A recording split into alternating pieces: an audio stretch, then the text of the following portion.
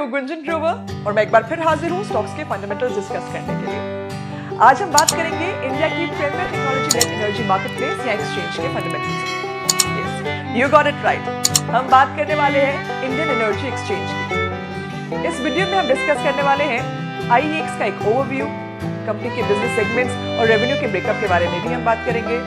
Industry के prospects क्या है ये भी मैं आपको बताऊंगी। कंपनी के फाइनेंशियल्स कैसे हैं, उसकी स्ट्रेंथ्स एंड वीकनेसेस क्या है ये भी मैं आपको बताऊंगी। IGX यानी कि इंडियन गैस एक्सचेंज की हम बात करेंगे और साथ ही कंपनी की आगे की जर्नी की बात भी हम करेंगे। तो शुरुआत करते हैं कंपनी के ओवरव्यू से। Indian energy exchange electricity, renewable और सर्टिफिकेट्स की फिजिकल डिलीवरी के लिए एक nation wide automated trading platform provide करता है। रिसेंटली IEX ने इंडियन पावर मार्केट के बियॉन्ड एक्सपैंड करके एक integrated south Asian power market create करने की कोशिश की, जिससे IEX ने क्रॉस बॉर्डर इलेक्ट्रिसिटी ट्रेड की शुरुआत की। कंपनी के पास 6800 प्लस पार्टिसिपेंट्स का एक रोबस्ट इकोसिस्टम है which are located across 29 states and 5 union territories, जिसमें 55 plus distribution utilities and 500 plus conventional generators हैं। IEX के पास 4400 प्लस कमर्शियल और इंडस्ट्रियल कंज्यूमर्स का एक स्ट्रॉन्ग बेस भी है that represents industries such as metal, food processing, textiles, cement, ceramic, chemicals, automobiles, information technology industries, institutional, housing and real estate and commercial entities। और चलिए अब चलते हैं IEX के बिजनेस सेगमेंट्स में। IEX अपने प्रोडक्ट्स 3 ब्रॉड मार्केट्स में offer करता है: electricity market, green market and energy certificates. सबसे पहले बात करते हैं इलेक्ट्रिसिटी मार्केट। इलेक्ट्रिसिटी मार्केट में कंपनी के पास 3 प्रोडक्ट्स हैं। Let's understand them briefly. First is Day Ahead Market यानी कि DAM।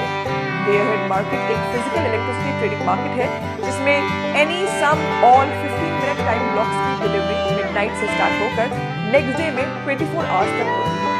इस मार्केट में ट्रेड होने वाले इलेक्ट्रिसिटी के प्राइसेस और क्वांटम एक double sided closed option billing process के थ्रू डिटरमिन किए जाते हैं। इस मार्केट से रिलेटेड कुछ फैक्ट्स और फीचर्स हैं, जैसे कि ये मार्केट जून 2008 से एक्टिव है। इस मार्केट में डिलीवरी नेक्स्ट डे होती है। इसमें क्रॉस बॉर्डर ट्रेड इंक्लूडेड है जो 21 अप्रैल 2021 को लॉन्च हुआ था। एंड प्राइस डिस्कवरी क्लोज्ड और डबल साइडेड ऑप्शन से डिटरमिन की जाती है। दूसरा है टर्म अहेड मार्केट यानी कि TAM। Term ahead market product range provide करती है और पार्टिसिपेंट्स को अलाउ करती है कि वो टर्म बेसिस पर इलेक्ट्रिसिटी बाय या सेल कर सकते हैं, and that too for a duration of up to 11 days. बात करते हैं टर्म अहेड मार्केट के फैक्ट्स और फीचर्स के बारे में। ये मार्केट सितंबर 2009 से एक्टिव है। इसमें इलेक्ट्रिसिटी की डिलीवरी 11 डेज तक होती है। इस मार्केट में intraday, day ahead contingency, daily contracts, weekly contracts included है। थर्ड मार्केट है रियल टाइम मार्केट यानी कि RTM। रियल टाइम मार्केट एक नया मार्केट सेगमेंट है जिसमें ट्रेडिंग 1 जून 2020 को शुरू हुई थी। ये मार्केट हर हाफ आवर के बाद नया ऑप्शन फीचर करती है, जिसमें 4 टाइम ब्लॉक्स या ऑप्शन के गेट क्लोजर के 1 आवर के बाद पावर डिलीवर की जाती है। इसमें इलेक्ट्रिसिटी ट्रेडिंग के प्राइस और quantum double sided closed option billing process के थ्रू डिटरमिन किए जाते हैं। ये मार्केट 1 जून 2020 से एक्टिव है। इसमें हर 1 आवर के बाद डिलीवरी होती है।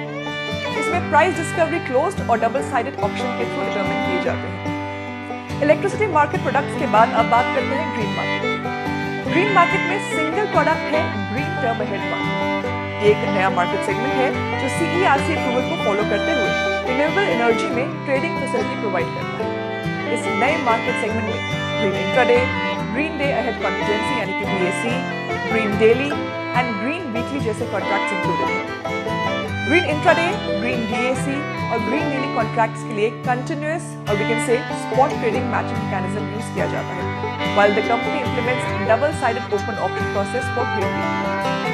ये मार्केट 21 अगस्त 2020 को लॉन्च हुई थी। इसमें intraday, day ahead contingency, daily contracts और वीकली कॉन्ट्रैक्ट्स इन्वॉल्व होते हैं। IEX का लास्ट बिजनेस सेगमेंट है एनर्जी सर्टिफिकेट्स और इसमें सबसे पहले है रिन्यूएबल एनर्जी सर्टिफिकेट्स। इस मैकेनिज्म के अंदर एक जनरेटर कंट्री के किसी भी पार्ट में रिन्यूएबल रिसोर्सेज से इलेक्ट्रिसिटी जनरेट करता है।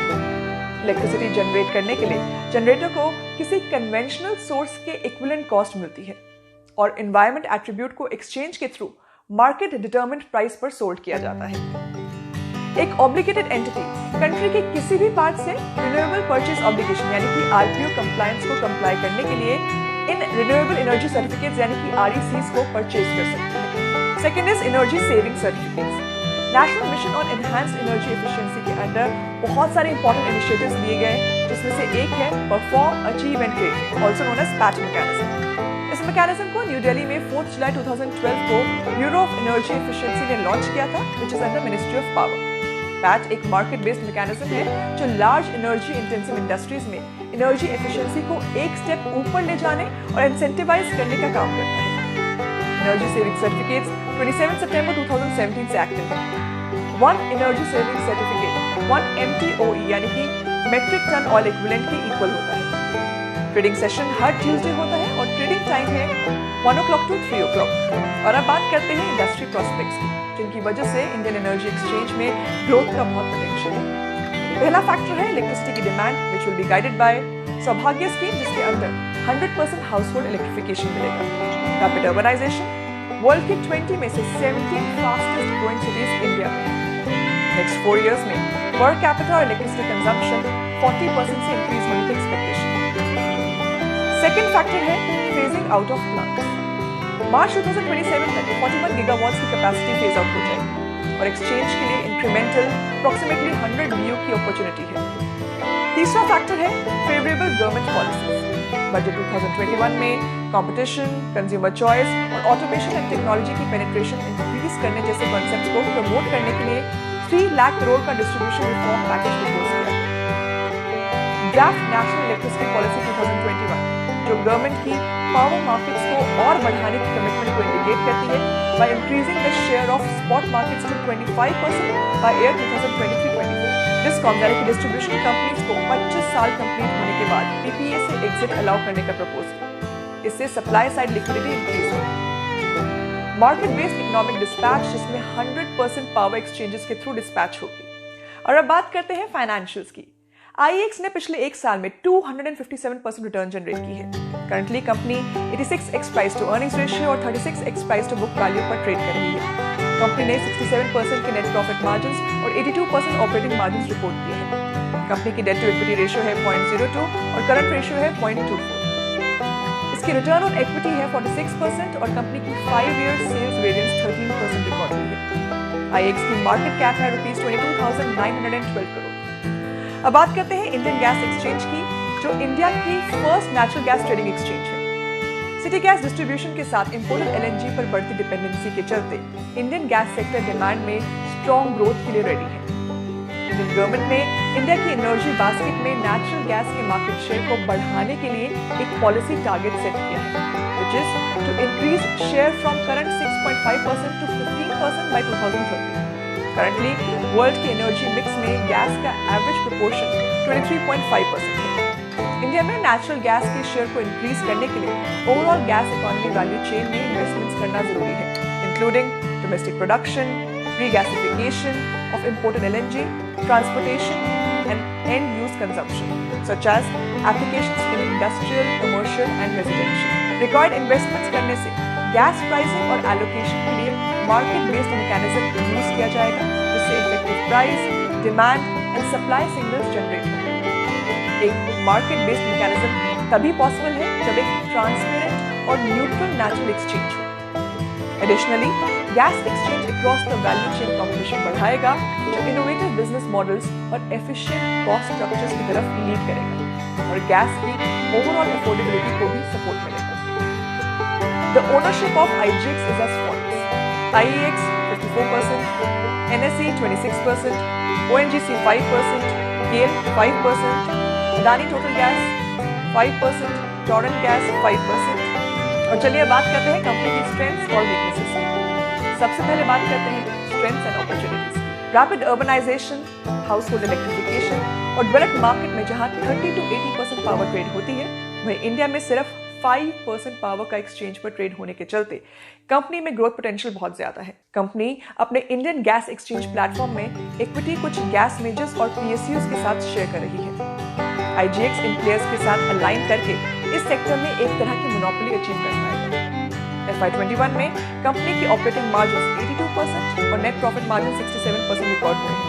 H1 FY22 कंपनी की 1256 करोड़ के टोटल बैलेंस शीट साइज में almost 1000 crore cash and liquid investment की है, विच शोज कंपनी के मार्जिन्स और बैलेंस शीट स्ट्रॉन्ग है। अब बात करते हैं कंपनी की वीकनेसेस और थ्रेट्स की।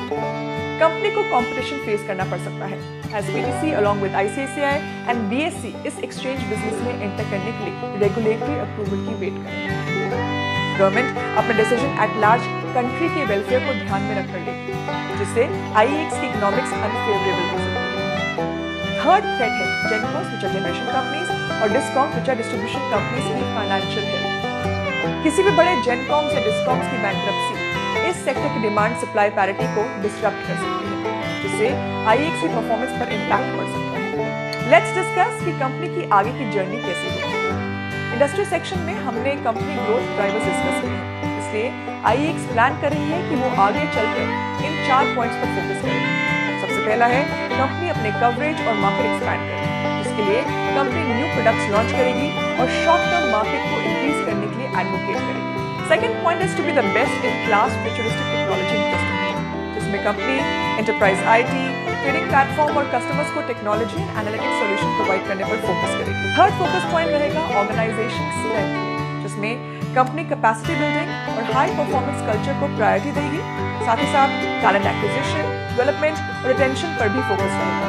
And last focus point is business diversification, in which company will play in energy basket of India and work on energy efficiency technology solution. That brings us to the end of this video. मैं उम्मीद करती हूँ आपको ये video helpful लगा होगा। If yes, then don't forget to like and subscribe. आपको बता दूँ कि किसी भी स्टॉक या फंड को रेकमेंड नहीं करते हैं, and all of this is just for educational purposes.